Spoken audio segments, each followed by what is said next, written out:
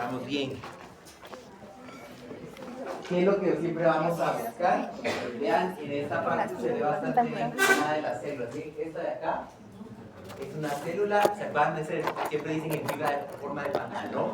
Cabal, esta tiene características, ¿ves? Aquí va como las dos patitas del pantalón, núcleo central.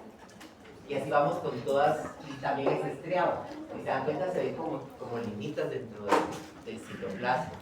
¿Ok? Entonces, sí es tejido cardíaco. Jasmine María José.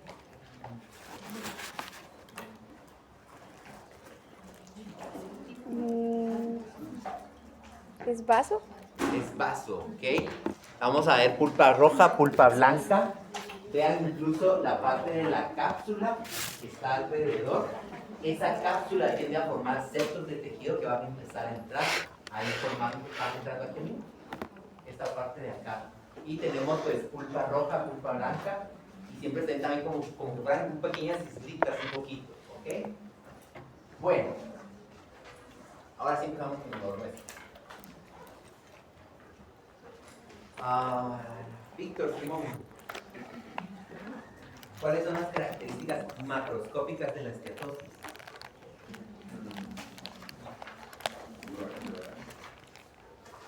Coloración del órgano.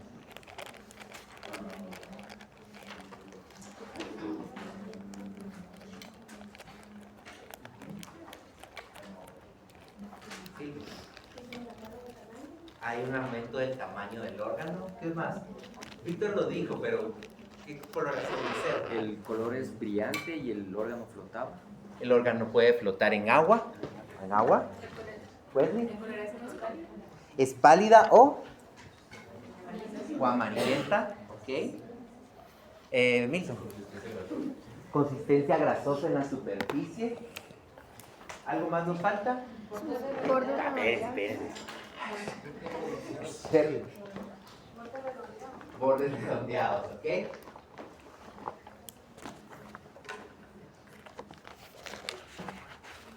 Y lo de fiable, creo que fue lo único que nos faltó de todas las características, ¿ok?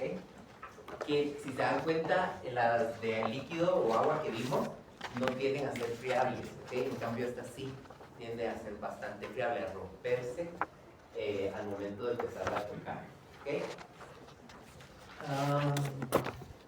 Gaby, principal característica del núcleo de la esteatosis. Ay, ¿qué más? ¿Qué más? Falta algo ahí. ¿Está? Que se empieza a alargar o a poner ovalado ese núcleo, ¿ok? Entonces, recuérdense, tal vez, y se los decía alguien ahorita, no va a estar totalmente desplazado a la periferia, pero, porque todos tal vez van a buscar que esté hasta acá. Puede ser que haya empezado ese desplazamiento, pero ese mismo va a empezar a hacer que sea como ovalado, ¿ok? Entonces, no va a ser redondo, sino va a estar como ovaladito. Aquí miramos varias células características como eso, ¿ok? Bueno, Luis Ángel, ¿en dónde se localizan los lípidos en el organismo? Esa te vio. En todo el organismo, no, hombre. Vísceras. O sea que si yo tengo lípidos en todos lados. Tejido adiposo. Tejido adiposo. ¿Alguien más? ¿Adipocitos? Bueno, tejido adiposo, adipocitos. Membrana citoplasmática. En las membranas celulares. ¿Solo?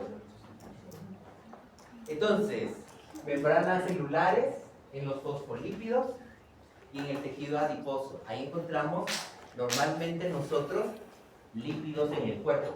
No están en todo el cuerpo. ¿Ok? Porque si están en todo el cuerpo, pues sueltos, estaría mal. Sino que están localizados. ¿Ok?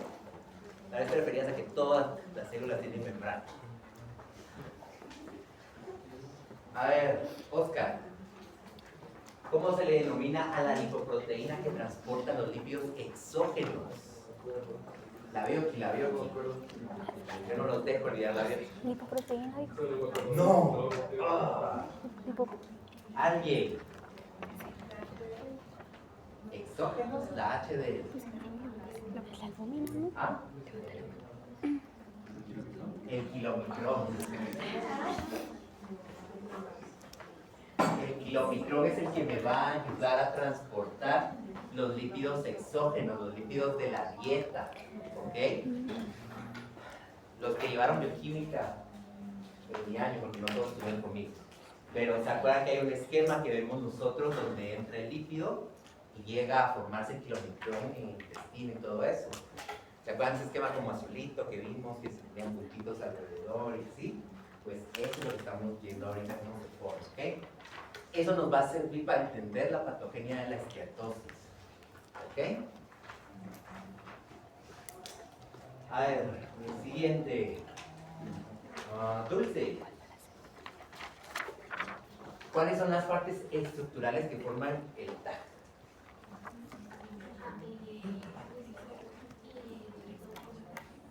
Dos bolitas. No, de ácido. Pau. 3 ácidos grasos unidos a un glicerol. 3 ácidos grasos unidos a un glicerol. ¿Por eso es triacilglicerol o triglicéridos? ¿Qué pasa? No les estoy pidiendo que me digan características, eso solo en bioquímica les gustaba, cada una de las cadenas que forman, pero por lo menos que sepamos que está un glicerol y 3 ácidos grasos, ¿ok? Bueno, ahora, ahí tienen un cuadro y quiero que vayan esquematizando lo que vamos a ir hablando, sencillo, no quiero dibujos o cosas que sean muy complicadas. Vamos a ir como por números. Yo voy hablando, ahorita vamos a hablar de lo fisiológico, bioquímico, para que entendamos cómo va a ser que lo patológico va a estar acá. ¿Ok? Vamos a recordar la bioquímica. Imagínense si doy bioquímica, no lo voy a preguntar. A ver, pues, empecemos. Si el animal está comiendo y entre esos alimentos pues van lípidos, el animal ingiere esas grasas y esas grasas van a llegar al estómago. Y en el estómago, ¿qué sucede, Shay?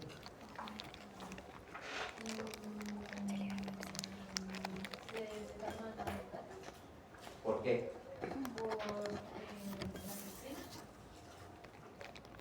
No, estamos hablando de grasas, no de proteínas. Cuando llega al intestino delgado, unos malos trocitos. No, estamos en el estómago.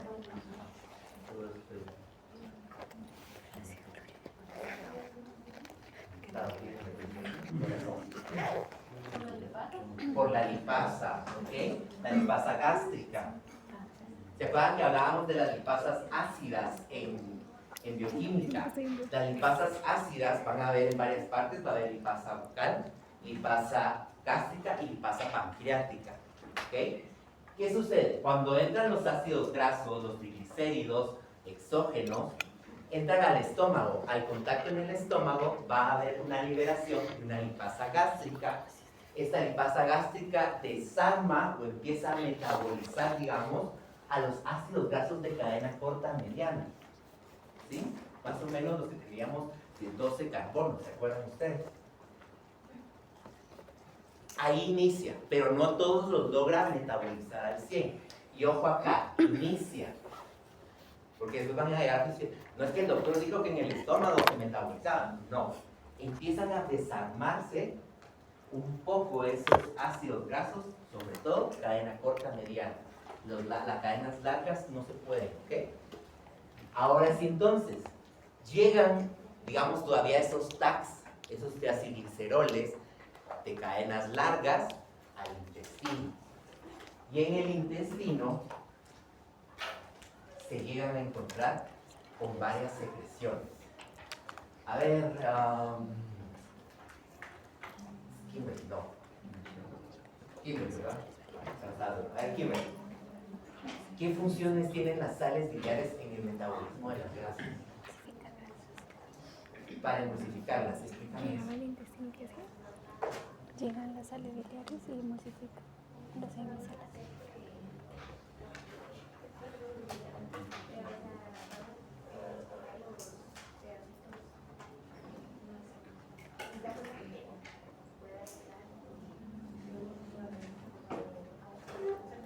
O sea que las sales biliares son las que me rompen los enlaces, dices tú. Alguien, ¿no? son los lípidos para que se puedan absorber mejor. Ok. Forman ¿Qué hacen en sí entonces esas sales biliares? Vamos un poco ahí mejor. Lo que van a hacer, si ustedes se acuerdan de las sales biliares, es que las sales biliares son antipáticas. ¿Recordamos que es antipático? Que va a tener un lado polar y un lado apolar. El lado polar, ¿qué va a hacer? Va a quedar hacia afuera. El lado apolar queda hacia adentro, envolviendo la grasa. La sal biliar lo que hace es que la grasa se pueda transportar en el líquido, que pueda ser absorbida, que pueda ser metabolizada. Y se acuerdan que yo les decía que empieza como a abrirle caminos a esa estructura de triacilgliceroles para que llegara a alguien más, que va a ser la lipasa pancreática. ¿Qué hace entonces la lipasa pancreática? Pues María. Tranquilo, traga bien, tranquilo. La lipasa pancreática disuelve los lípidos. Disuelve. se rompen las. Yo diría que los separa dando los ácidos grasos libres y el glicerol. El glicerol. Se separan los tres ácidos. Los tres ácidos grasos. No siempre. Separar uno. Ay, bien. Recuérdense que siempre quedaba en esa separación de la lipasa 2 ácidos grasos libres y un monoacilglicerol. Siempre un glicerol queda unido. ¿Cuál es el que quedaba? Siempre se acuerdan que es el primer ácido graso y el que se queda unido. ¿Ok? Bueno, entonces, ojo acá. Estas dos funcionan en conjunto. Y quítense esa idea, porque muchas veces dicen ustedes o piensan que las sales biliares son es la que ayuda a que se rompan los ácidos grasos y las cadenas, ¿verdad? No. El que separa las cadenas de ácidos grasos del glicerol es la lipasa. Lo que me ayuda las sales biliares es a que los lípidos puedan ser transportados de la luz, del lumen del intestino, a través de la membrana y pasen a las células, ¿ok? La lipasa, en cambio, rompe el enlace con el glicerol de 2 ácidos grasos, dejando un monoacilglicerol y 2 ácidos grasos. Pura bioquímica. Vamos. Lo han logrado dibujar, lo han logrado plantear ahí. Pero entonces la pepsina no hacía algo. La pepsina es para proteínas. Ah, La pepsina es para proteínas. Rompe enlaces, pero es de proteínas.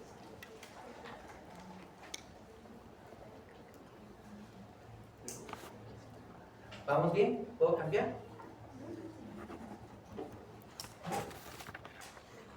Si logramos entender, yo no es que les esté pidiendo que se sepan toda la bioquímica tal cual, pero si ustedes saben cómo se origina o cuál es lo normal, cuando yo les diga, entonces viene esta etiología y hace esto, ustedes me van a decir, ¿en dónde está fallando? Está fallando en las sales biliares, porque no está llegando, entonces las sales biliares no permiten que haya tal cosa, tal otra y tal otra, pero porque entendieron lo fisiológico, bioquímico. ¿Sí? Por eso es que necesito que recordemos estas cosas. ¿Estamos? ¿Ahora sí? ¿Puedo cambiar? Ahora entonces, llegamos a la célula, ya entró esos ácidos grasos, ese monoacilglicerol, y empieza a darse la lipólisis. No me voy a meter a hablar de la lipólisis, pero ustedes se acuerdan ahí de las vueltas que da, bla, bla, bla, cómo se va destruyendo ese ácido graso. ¿Para qué? Para que me forme entonces ácidos grasos libres y gliceroles sueltos. Y aquí es donde empieza a formarse el kilomicrón. Así sencillo, me estoy saltando un montón de pasos, pero así sencillo se empezó a formar el kilomicrón. ¿Qué va a suceder? Apoproteína principal que tiene el kilomicrón, Valeria.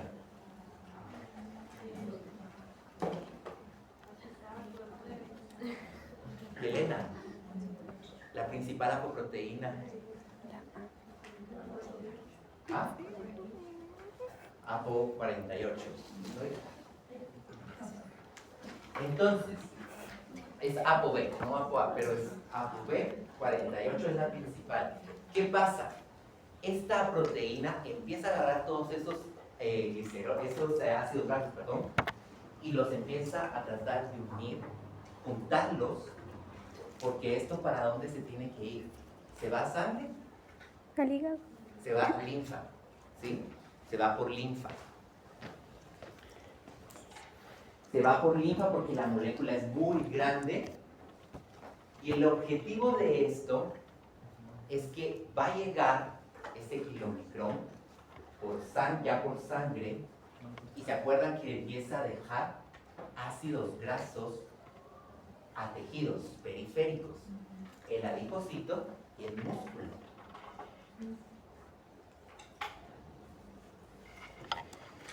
¿Alguien se acuerda qué apoproteína me ayuda a hacer esto?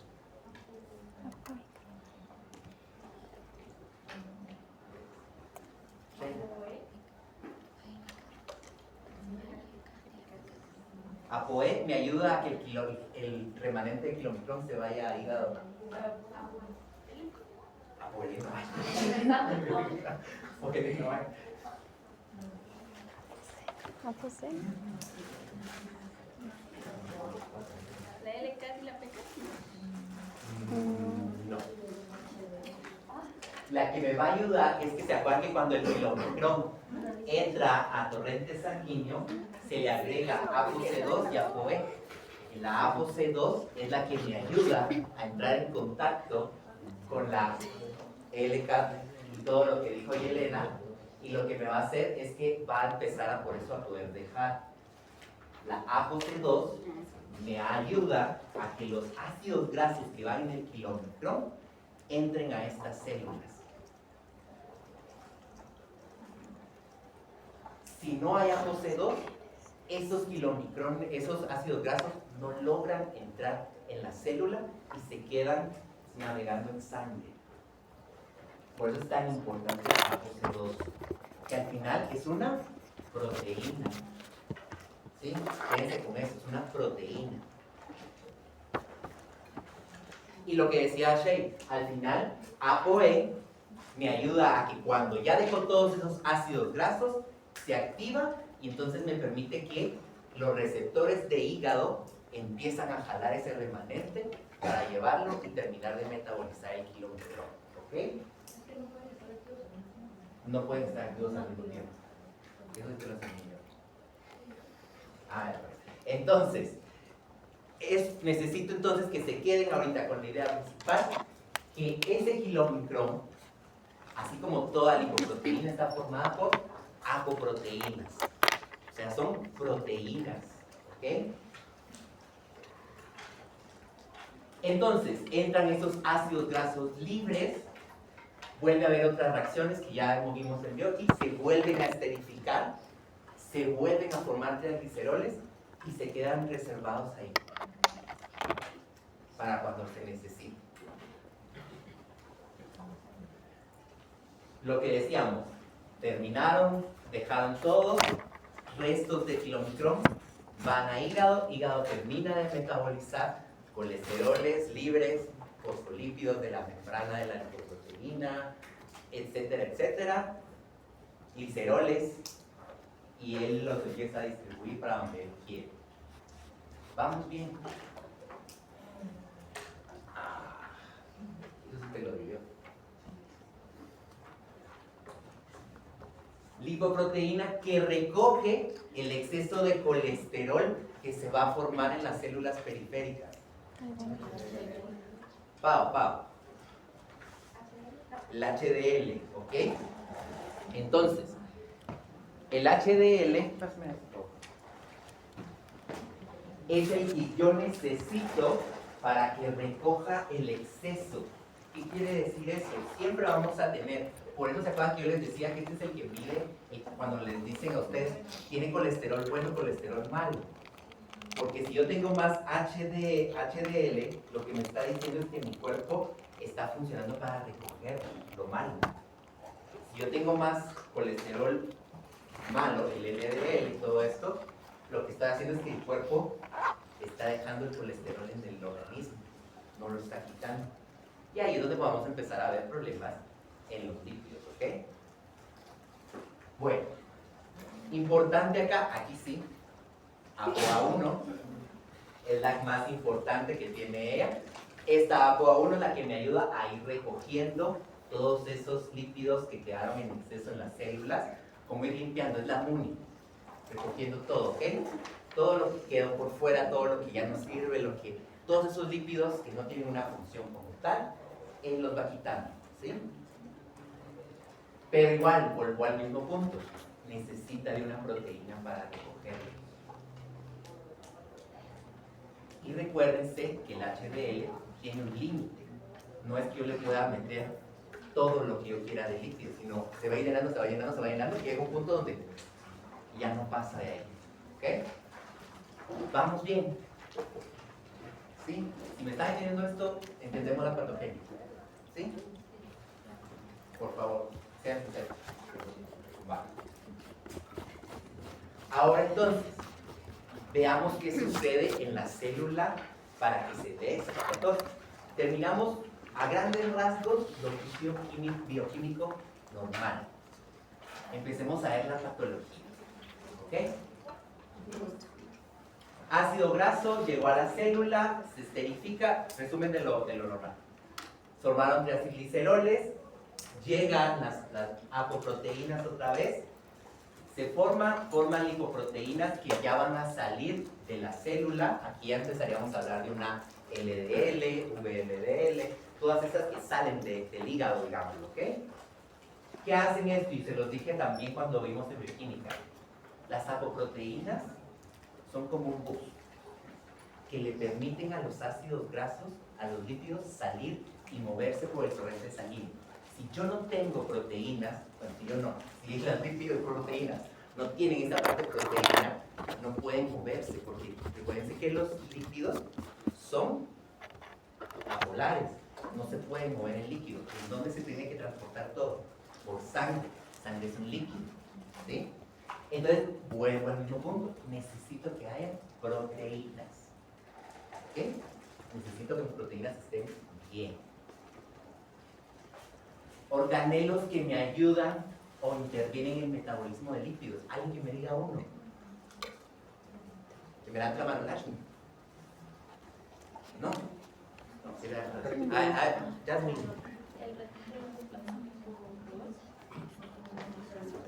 Aparato de Golgi. Otro. Aparato de Golgi. ¿Ah? Aparato de Golgi. El aparato de Golgi. Retículo endoplasmático liso. El retículo endoplasmático listo. Pero ya digo rugoso. ¿Algún otro?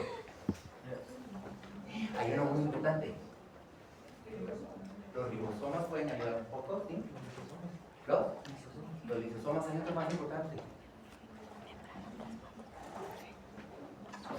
El más importante de todos. La mitocondria. Repaso. Este repaso de biología, no repaso ni de biología. Aparato de Golgi, ¿qué me ayuda a empaquetar?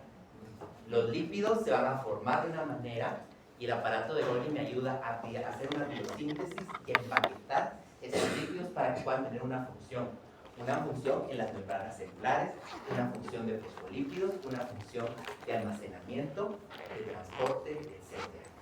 ¿Sí? Retículo endoplásmico liso ayuda al metabolismo, pero a la parte de formar los ácidos grasos. Él no los puede empaquetar, él los forma, y por eso es que el liso, si ustedes ven en sus dibujitos de célula, el aparato de Golgi está a la par o cerca del liso, porque lo que hace es que el liso forma esas cadenas de ácidos grasos, se las pasa al aparato de Golgi y él las empaqueta y las saca. ¿Ok? La mitocondria, ¿en qué me ayuda? Hablando de lípidos. Ruta metabólica que hace la mitocondria con los lípidos. Beta-oxidación. La beta-oxidación es la que me va a ayudar la mitocondria.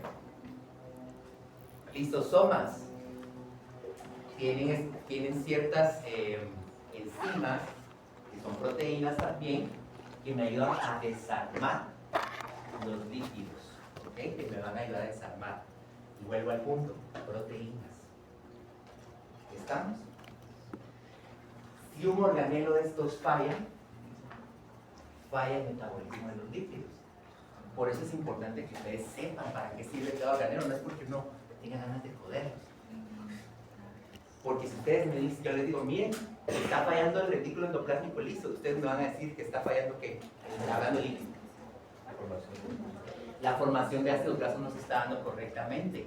Por consiguiente, el aparato de Golgi no nos va a poder empaquetar correctamente. Por consiguiente, no hay membranas celulares bien hechas. No hay homeostasis, porque ¿quién me va a determinar que los desechos se salgan y que no estén adentro? Las membranas selectivas, bla, bla, bla. ¿Me explico? ¿Vamos bien? ¿Sí? Todo me encadena. No, es parte de la ciencia, sí es parte de la ciencia. Ah, no, es parte del cuadrito, perdón. ¿Estamos? Los ribosomas también funcionan, los peroxomas, etcétera, etcétera. Pero los más importantes para mí, que sepan ustedes son estos, ¿ok? Bueno, ahora sí, anoxia e hipoxia. Recuérdame, porque es el único que me cuesta. Catherine Rupina. Anoxia, hipoxia, ¿qué es? ¿Qué quiere decir anoxia e hipoxia? Falta de oxígeno. Falta de oxígeno o disminución. ¿Ok? Entonces, pongamos X etiología, puede haber infinidad. Yo estoy poniendo una. El cuerpo empezó a tener falta de oxígeno o disminuyó su oxígeno. ¿Quién me va a empezar a fallar cuando pase eso? El retículo endoplásmico rugoso, ojo acá, rugoso, empieza a desprenderse ciertas estructuras, ven que tiene como puntitos, pues empiezan a desprender por la anoxia e hipoxia, ¿sí? Y empiezan a fallar. ¿Alguien me puede decir? Porque ahorita me va a decir Jasmine, yo le dije rugoso y se me dijo que no. ¿Qué relación tiene lo que estamos hablando con que no hay proteína acá?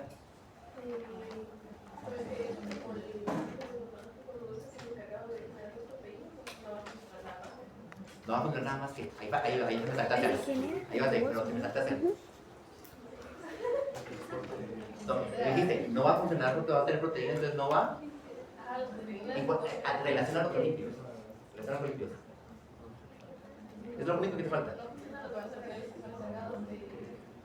Con lípidos, metabolismo lípidos. Lo tienes, sí. Yo sé que la sabes. Carla, ayúdame. ¿Empaquetarlos? No. A ver, Jasmine, a ver.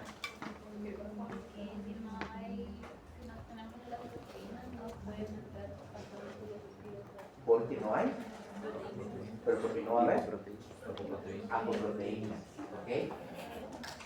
Entonces, esa es la relación que sí tiene el rugoso con mi patogenia en esteatosis.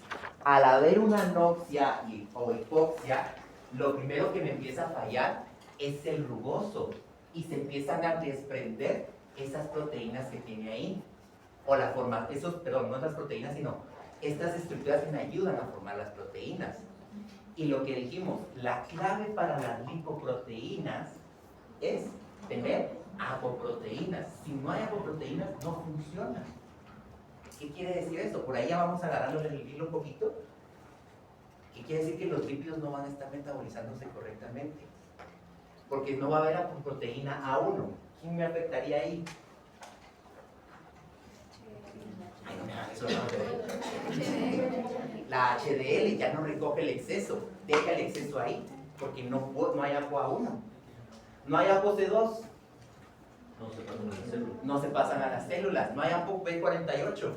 No forma el kilómetro. No recojo los exógenos, los dejo, porque no hay quien los lleve. Por eso es importante el rugoso acá. Si no hay proteínas, no hay apoproteínas, no hay lipoproteínas. ¿Estamos? Entonces, se dañó la formación de proteínas, se dañó ya no hay formación de proteínas, y entonces los ácidos grasos se empiezan a acumular dentro de las células. Pero no hay quien los saque porque no hay quien saque a esos ácidos grasos de ahí.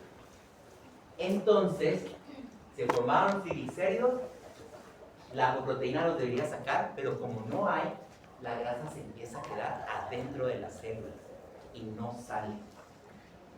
¿Sí? ¿Logramos relacionar? ¿O de varios? Sí logramos cachar la fisiología con la patología. ¿Sí?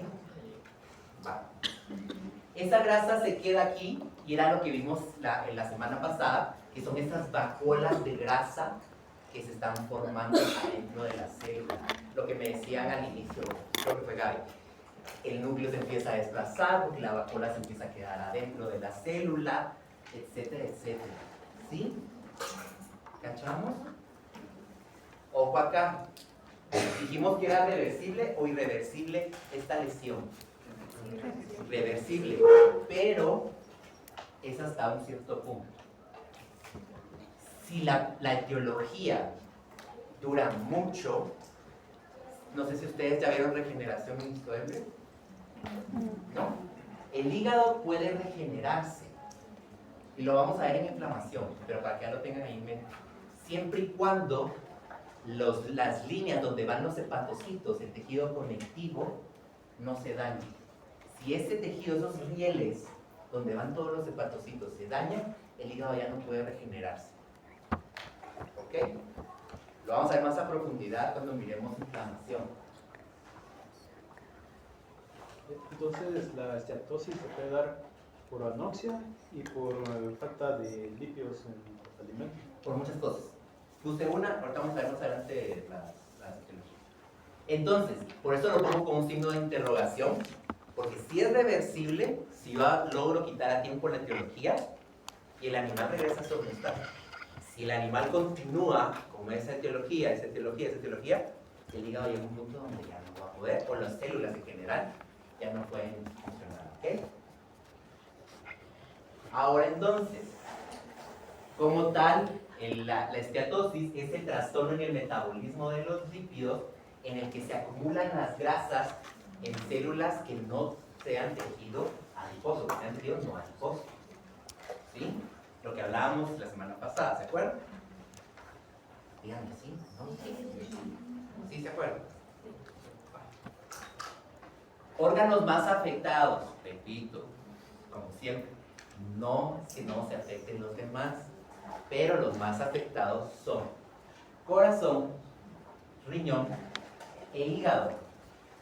Jamie, ¿por qué el hígado es de los más afectados? Y es el más afectado, que siempre que pensamos en hígado graso, en esteatosis, pensamos en cabal en eso, en hígado. Porque está más centrado en el transporte de los líquidos. ¿Porque está qué? Está más asociado con el transporte de los líquidos y el metabolismo. Porque el hígado es el que está involucrado en todo el metabolismo de lípidos. Entonces, por eso es que si está funcionando mal ese metabolismo, aquí es donde más van a llegar a acumular. Y por eso la esteatosis la asociamos más a hígado, pero se puede dar en cualquier órgano. Se podría dar en músculo. ¿Por qué? Tranquila. Porque lo que dijo ahora No es órgano, es músculo. no, ¿Sí? pero o sea, sí, porque lo que dijo de que sean todos, pero hay algunos que son hígado, que son corazón, que son hígado, entonces se puede ver pero no. Pero de acuerdo a lo que vimos, Es porque en el músculo se almacena. porque en el músculo almaceno. Porque en el músculo almaceno, entonces también por eso puedo encontrar esteatosis en músculo mismo.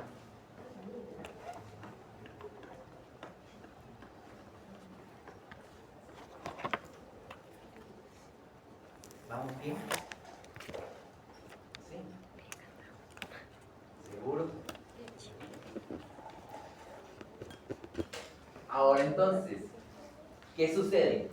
Habíamos hablado que era un color pálido, amarillento, pero aquí cambia un poquito por las especies, ¿ok? Sobre todo hablando en la relación al hígado. En equinos tiene a veces un color como anaranjado, más que amarillo pálido. En omnívoros, como el cerdo, o en carnívoros, gato y perro, ojo acá, me enfoco yo en estos porque son los que más miramos nosotros, pero todos los cánidos, todos los féridos, o sea, todo al final tienen lo mismo, ¿ok? Ahí sí se ve un color pálido a amarillento.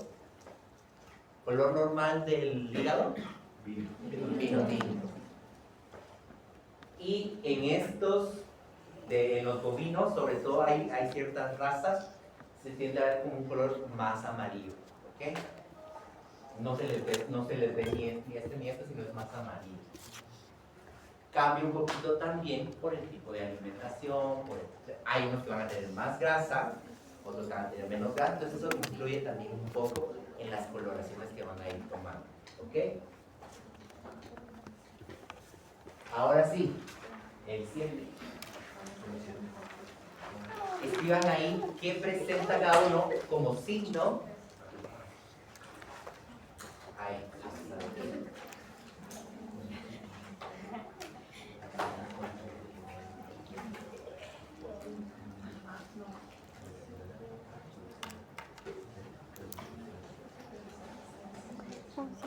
¿Listo?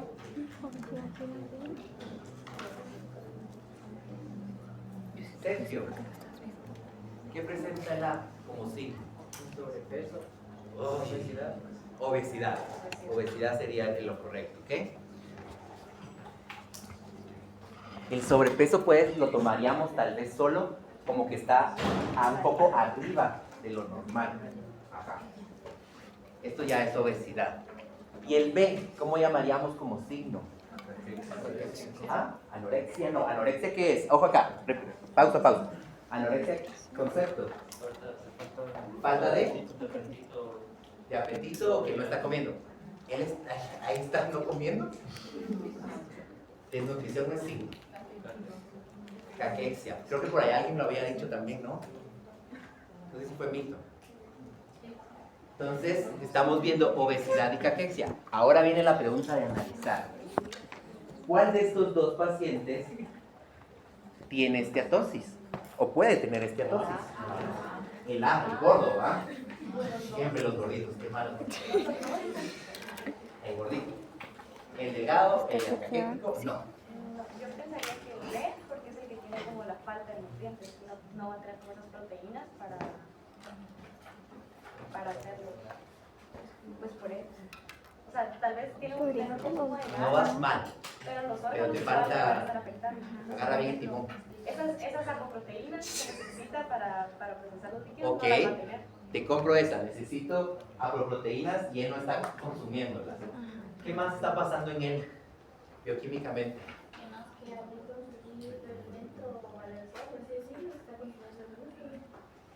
Ok, ¿qué más? Rutas metabólicas, activación. Cetogénesis. Cetogénesis no tanto antes de cetogénesis. Lipólisis. Empezó a hacer la parte de lipólisis. De todos contestamos.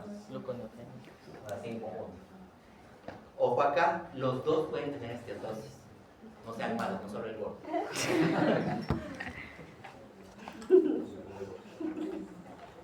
¿Por qué? Veamos acá. Consumo excesivo de lípidos en la dieta, el gordito. Dijimos que todas las lipoproteínas tienen un tope para transportar. Pero este animal está comiendo más de lo que debería de sus requerimientos, ¿sí? ¿Qué está pasando? Que se empieza a acumular esa grasa porque las lipoproteínas no pueden transportar. El kilomicrón tiene un límite, transporta una cierta cantidad, el HDL puede recoger solo cierta cantidad, el LDL, VLDL solo pueden transportar cantidad. Entonces, tiene un exceso. Entonces, las grasas empiezan a acumular en los tejidos, en las células, y no pueden salir. ¿Dónde se empiezan a acumular todos? En la parte central, donde se va todo ¿se acuerdan cuando les decía que el hígado es de estación central? Todos los lípidos tienen que llegar allá.